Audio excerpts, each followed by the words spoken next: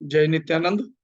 तो आज जिस मैटर पे हम चर्चा करेंगे वो है किसी उस बंदे का प्रश्न जो कि YouTube के ऊपर अपलोड किए गए वीडियो से संबंधित है।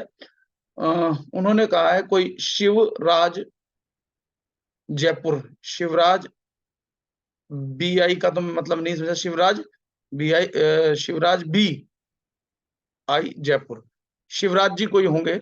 उन्होंने जो है प्रश्न किया है कि गीता ज्ञान के अनुसार, एक सेकंड रीड मोर है ना, गीता ज्ञान के अनुसार आत्मा का ना जन्म होता है और नहीं आत्मा नहीं मरता है, आत्मा ना कम है न ज्यादा है। तो लोक का तो लोगों का ये लिखना चाह रहे होंगे, तो लोगों का लोगों का संख्या इतना कैसे बढ़ रहा है महाराज, उन्होंने ये जानना चाहा है।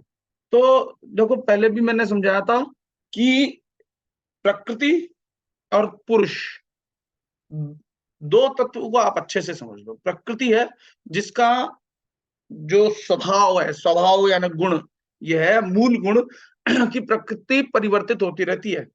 प्रकृति परिवर्तित होती रहती है, यानी जहां आज नदियां हैं वहां कभी सूखा था, जहां आज समुद्र है वहां कभी पर्वत थे, जहां आज बस्तियां हैं वहां कभी जंगल था। ये परिवर्तन है, ठीक है ना। आपका शरीर भी बदल रहा है, ये भी प्रकृति का ही हिस्सा है, क्योंकि जल अग्नि पृथ्वी वायु आकाश से ही मिलकर के शरीर, जड़ शरीर बना है। एक को जड़ कहा गया है, एक को चैतन्य कहा गया है। एक तो बदलता रहता है और एक अपरिवर्तनशील है। जैसे शरीर तो बदल रहा है, इस शरीर के भीतर जो जीवात्मा आत्मा बैठा है वो नहीं बदल रहा है। अब जब 4 साल के थे तो जो 4 साल का बच्चा खाना पीना उठना भूख आदि जो महसूस करने वाला आत्मा के माध्यम से था, वो आज भी वैसा ही है। आज भी आपको भूख प्यास वैसे ही महसूस होती है जो बचपन में होती थी। और जब आप भोजन कर लेते थे तो जो संतुष्टि, भोजन कर लेने के बाद आपको यानी अनुमंता बने हुए ना, भोक्ता भी बने हुए। तो भोक्ता, एक श्लोक है कि उपद्रष्टानुमंता च भर्ता भोक्ता महेश्वर परमात्मेति चाप्युक्तो देहेऽस्मिन् पुरुषः परः, कि यही उपद्रष्टा बन जाता है आत्मा ही, यही चेतना के अनुसार माया और काल और माया में अगर आप लिप्त हो तो आप भोक्ता बन जाते हो। कहने का तात्पर्य यह है कि एक परिवर्तनशील है, एक अपरिवर्तनशील है। अब आप फिर समझो, मानो समुद्र है, तो समुद्र जो है जितना हमें दिखाई दे रहा है वो कम नहीं हो रहा, लेकिन एक प्रोसेस लगातार चल रहा, बदल रहा है। क्या? वो जो समुद्र का जल है वो भाप बन करके, नदियों का, समुद्र का जल भाप बन करके, ठीक उसी प्रकार से आकाश में भी बादलों के रूप में है। और जब बादल बहुत ज्यादा भारी हो जाते हैं तो वही बादल फिर बरस जाते हैं, लेकिन जो बादल है वो हमें समुद्र दिखाई नहीं देते, जल के रूप में दिखाई नहीं देते। जब बरसते हैं तब हमें लगता है हाँ बारिश हो रही है। ठीक इसी प्रकार से जो लोगों की संख्या है, यानी देह, देह यानी जड़, जल पृथ्वी अग्नि वायु आकाश से जो संयोजित शरीर है, वो मनुष्य का क्यों बढ़ रहा है। उनका कहने का तात्पर्य लोगों की संख्या क्यों बढ़ रही है। लोगों की संख्या से मतलब है कि पहले डायनासोर हुआ करते थे, अब डायनासोर की प्रजाति बिल्कुल खत्म हो गई। तो जो डायनासोर की प्रजाति खत्म हो गई है, वो उसमें जो, चाहे वो डायनासोर हो, चींटी हो, सांप हो, बिच्छू हो, मनुष्य हो, पशु, घोड़ा, कुत्ता, बिल्ली, सांड आदि जो भी हो, पेड़, सभी में जो आत्मा स्वरूप है वो वैसी ही है। उसमें किसी में कोई भेद नहीं, आत्मा में कोई भेद नहीं। आत्मा एक सी है, एक जैसी ही है, सर्वत्र है, ठीक है ना, वो नहीं बदलती। अब लोगों की संख्या इसलिए बढ़ रही है कि डायनासोर खत्म हो गए लेकिन वो मनुष्य रूप में बन गए। Energy can never be created nor be destroyed. जो ऊर्जा है वो कभी भी उत्पन्न नहीं की जा सकती, समाप्त भी नहीं की जा सकती, लेकिन एनर्जी को ट्रांसम्यूट किया जा सकता है। जो पेड़ है, आगे जाकर के वो पेड़ जो है, जैसे मान लो कि पहले जिराफ नहीं होते थे। जब कहते हैं विज्ञान में एडोप्टेशन, जैसे जैसे नीचे जमीन की घास किसी विशेष क्षेत्र में कम हो गई तो धीरे धीरे उसने पेड़ पौधे थोड़ा ऊपर देखना शुरू किया। फिर पेड़ों, जब नीचे का सब कुछ समाप्त हो गया तो पेड़ों की तरफ वो ऐसे गर्दन को ऊपर करके पेड़ के पत्ते खाया करते, तो उनकी गर्दन automatically, survival of the fittest, है ना, अपने आप ही लंबी हो गई, ठीक है ना। तो प्रजातियां इस प्रकार से परिवर्तन होती रहती हैं। पहले डायनासोर थे, अब नहीं है। बीच में कोविड, किसी जमाने में कोविड नाम का कोई वायरस ही नहीं पता था हमें, अब कोविड आ गया, जो हमें दिखते नहीं है, बहुत सारी प्रजातियां हैं, है ना, चैतन्य भी है और जड़ भी है। जड़ तो आपको दिख ही रहा है, एटम्स नहीं दिख रहे हैं, ठीक है।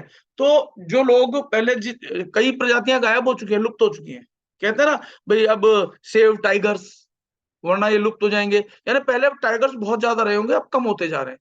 तो वो जो शेर के भीतर की आत्मा है, वो जो है पशु से मनुष्य होने में आ गई है, मनुष्यों का विस्तार होता जा रहा है, क्योंकि अपग्रेडेशन जैसे जैसे होता है वैसे वैसे जो है हर व्यक्ति उस तरफ दौड़ता है, एक दौड़ लगी हुई है, दौड़। जैसे अगर मान लो संसार में भी आप देख सकते हो कि अगर एक्सपोर्ट में ज्यादा बेनिफिट होने लग गया तो सारे लोग एक्सपोर्ट का बिजनेस करना शुरू कर देते हैं। फिर मान लो प्रॉपर्टी में उछाल आ जाए तो सब लोग प्रॉपर्टी में चले जाते हैं। फिर मान लो अगर शेयर मार्केट में अच्छा पैसा मिल रहा है तो लोग शेयर मार्केट में चले जाते हैं। तो इसी प्रकार से जहां जहां अपग्रेडेशन होता है वहां वहां संख्या बढ़नी शुरू हो जाती है। पहले मोबाइल थे ही नहीं, फिर धीरे धीरे बढ़ने लगे। आज हर आदमी के पास, रिक्शे वाले के पास भी मोबाइल है। रिक्शा छोड़ो, जो झाड़ू काटते हैं ना रोड पे, मैं ऊंच नीच भेदभाव नहीं बता रहा हूं, मैं बता रहा हूं जो, इससे मेरा तात्पर्य है जो जिनकी अर्निंग इतनी नहीं है वो भी आज मोबाइल जो है रख पा रहे हैं, मेंटेन कर रहे हैं मोबाइल को। तो कहने का तात्पर्य ये है कि हमको बढ़ता हुआ सिर्फ इसलिए दिख रहा है क्योंकि उसका जो रूप है वो परिवर्तित हो गया है। एक रूप कम होता जा रहा है तो दूसरा रूप बढ़ता जा रहा है, ठीक है ना। जैसे जंगली पशु पक्षी कम होते जा रहे हैं तो मनुष्य ज्यादा होते जा रहे हैं। एक समय आएगा, मान लो एक समय ऐसा आएगा जब एकदम से क्या कहते हैं, कोई भूकंप आ गया या कोई बहुत बड़ी ऐसी दुर्घटना अगर हो गई तो सब सिमट जाएंगे और वापस फिर नीचे से ही स्टार्ट करेंगे। नीचे से मेरा तात्पर्य है, हो सकता है फिर समुद्री जीव ज्यादा हो जाए या जीव जंतु ज्यादा हो, मनुष्य के एडोप्टेशन के एवोल्यूशन तक फिर समय लग जाए, ठीक है ना। तो आत्मा भी उतनी, आत्मा की तो संख्या आप कर ही नहीं सकते क्योंकि इनफाइनाइट है। ये जैसे समुद्र है, समुद्र में आप मटके डाल दो बहुत सारे तो बहुत सारे अब आत्माएं दिखेंगी, मतलब समुद्र का पानी जो है थोड़ा थोड़ा थोड़ा थोड़ा बहुत सारा दिखने लग जाएगा, हजारों लाखों गड़े दिखने लग जाएंगे, सब में वही जल है, बाहर भी वही जल है, जल सर्वत्र है, भीतर बाहर है। लेकिन अब वो हमें दिखाई इसलिए दे रहे हैं क्योंकि अब वो स्थूलता में आ गया, मटके के भीतर आ जाने से वो स्थूल रूप में है, इसलिए घड़ा हमें दिखाई दे रहा है, लेकिन घड़े के भीतर के जल को हमने समुद्र नहीं समझा है। बस यही गलती है। वो घड़ा फिर फूट जाए, मान लो समुद्र में घड़ा गिर गया और समुद्र में जो घड़ा गिरा है, घड़े के बाहर भी पानी है भीतर भी पानी है, तो वो अहंकार रूपी जो बाउंड्री है उसकी वजह से संख्या ज्यादा दिख रही है। समुद्र तो एक ही है, मान लो वो मटका फिर फोड़ दिया जाए तो भीतर और बाहर का पानी जैसे ही एक हो जाएगा, घड़े का अस्तित्व समाप्त। वो तो चारों ओर समुद्री समुद्र है, पानी ही पानी है।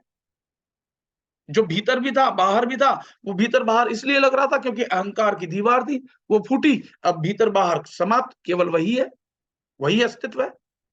ठीक इसी प्रकार से फिर आप जो है, एक स्पंदन आया, एक अहंकार रूपी लेयर तैयार की, एक घट तैयार हो गया, और वो घट ऐसे बहुत सारे होते चले जाए तो धीरे धीरे आपको लगेगा कि भाई आत्माएं बहुत सारी हो गई, पर वास्तव में जो बहुत सारी दिखाई दे रही है वो आत्मा नहीं, वो जीवात्मा है।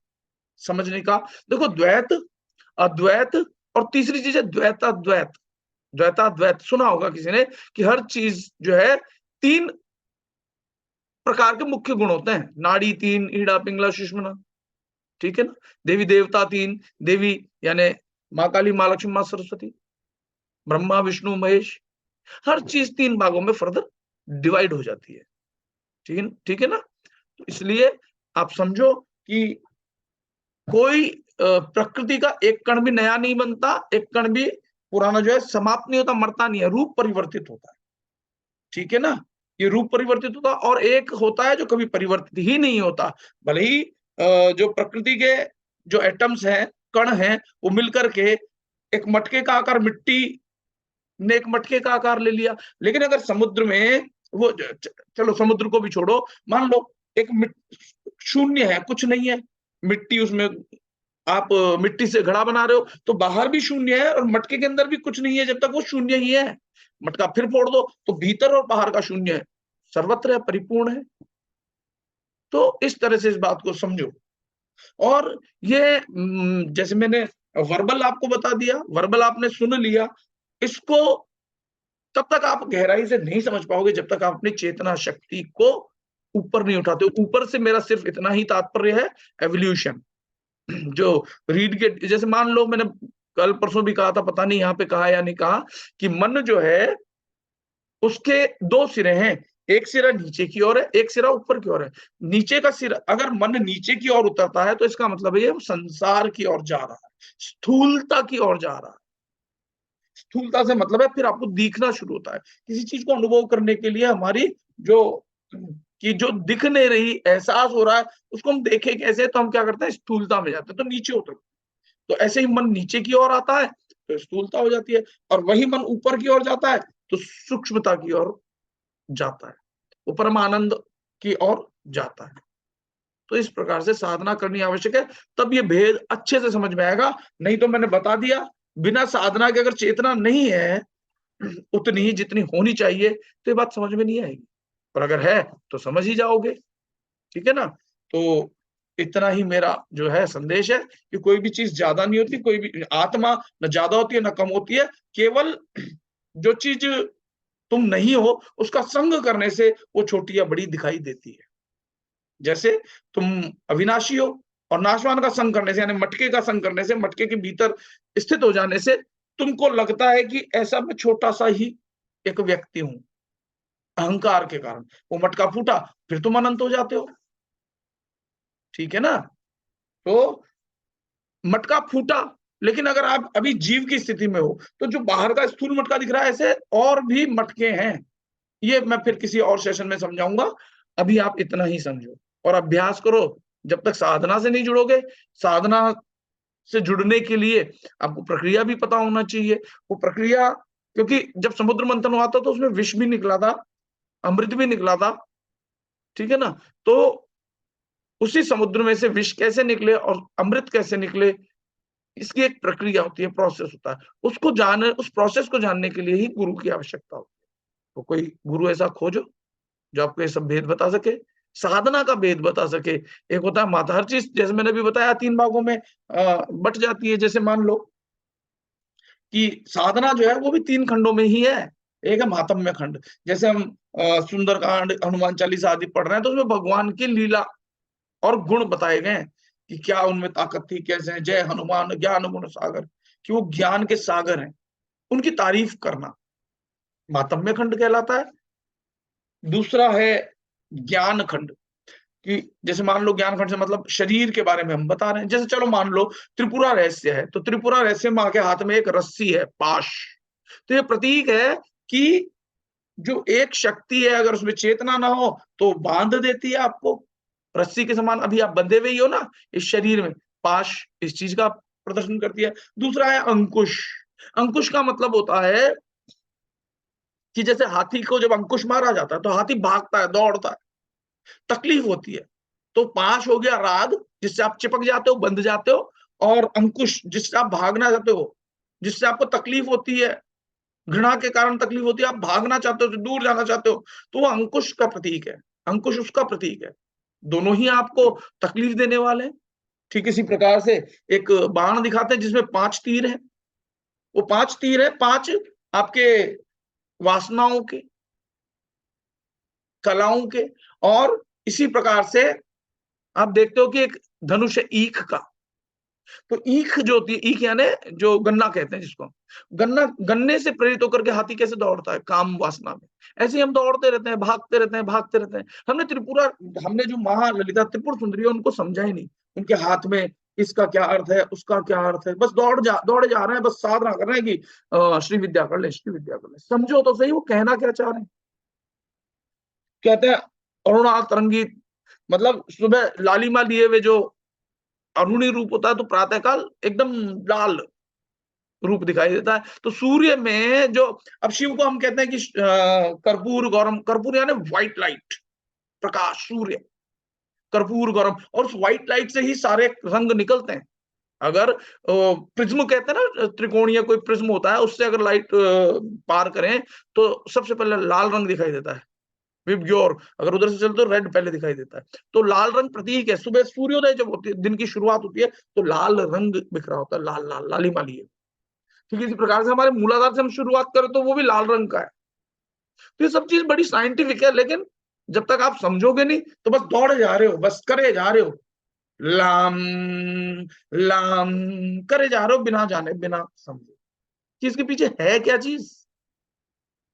ठीक है ना। तो अभी इतना ही आप समझो कि लोगों की संख्या क्यों बढ़ रही है, बढ़ नहीं रही है, एक चीज ट्रांसफॉर्म होकर के दूसरे आकार में जा रही है। निर्गुण निराकार से आकार बना, आकार से प्रकार बने, प्रकार से विकार बने, विकार से संस्कार बने, और संस्कार का ही नतीजा है आप लोग। संस्कारों के कारण ही अच्छे और बुरे कर्म आप कर रहे हो। वापस से जब लौटोगे तो पता लगेगा कि एक ही है, ना वो कम होता है ना बढ़ता है, केवल प्रकृति का संग, नाशवान का संग करने के कारण कम और ज्यादा दिखाई देता है। ठीक है। सिद्धियां कब मिलती हैं? अणिमा लघिमा, जो हनुमान जी के पास ये अष्ट सिद्धि नौ निधि आदि, जब आप अपनी मूल स्थिति से, एकत्व से जब नीचे की ओर आते हो, फैलते हो, तो ये सिद्धियां भी आपको दिखाई देती है। कभी छोटे हो जाते हो, कभी बड़े हो जाते हो। आपसे कोई ज्यादा ताकतवर है तो अपने आप झुक जाते हो, छोटे बन जाते हो। आपसे कोई बलिष्ठ है, ताकतवर है, तो आप डर के कारण छोटे बन जाते हो। अगर आपसे कोई छोटा है, अगर आपसे कोई बड़ा है तो आप छोटे बन जाते हो, अगर आपसे ताकत में, पैसे में। और अगर आपसे कोई गरीब है, कमजोर है, तो आप बड़े बन जाते हो, अणिमा लघिमा।